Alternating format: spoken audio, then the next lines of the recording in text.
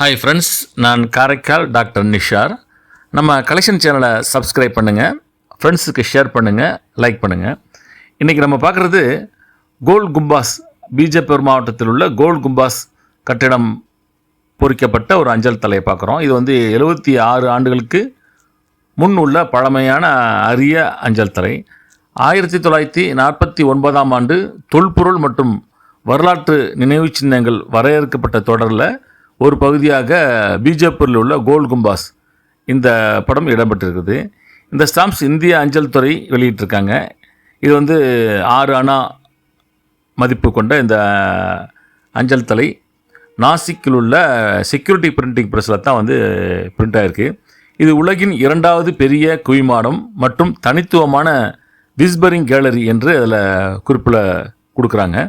இதில் ஒரு முக்கிய அம்சம் என்னன்னு கேட்டிங்கனாக்கா, பெரிய குவிமாடம் மற்றும் தனித்துவமான ஒளியியலுக்கு பெயர் பெற்ற 17ஆம் நூற்றாண்டின் கல்லறையை படம் பிடிக்கும் வகையில் இந்த கட்டிடம் இருக்குது.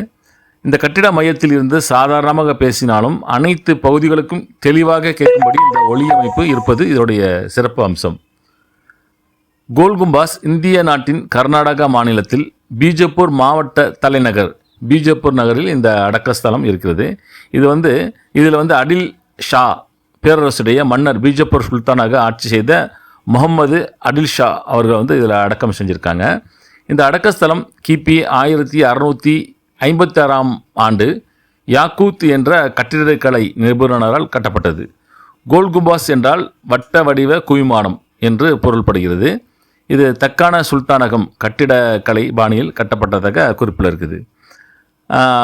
குவிமாடம் எண்கோண கோபுரம் உள்ள மாடிப்படுகளில் இருக்கின்றன. மேலும் இந்த குவிமாடம் சூழப்பட்ட ஒவ்வொரு கேலரியிலும் திறந்து இருக்கிறது. இந்த சமாதி மண்டபம் உள்ள ஒவ்வொரு பக்கத்திலும் சதுர மேடை உள்ளது. மேடையில் மத்தியில் ஒரு அடில் ஷா வம்சத்தின் நினைவு சின்னம் பலகை இருக்கிறது.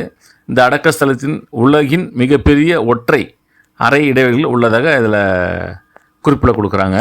இது ஒரு அருமையான அரிய தபால் தலை. சப்ஸ்கிரைப் பண்ணுங்கள், ஷேர் பண்ணுங்கள், லைக் பண்ணுங்கள்.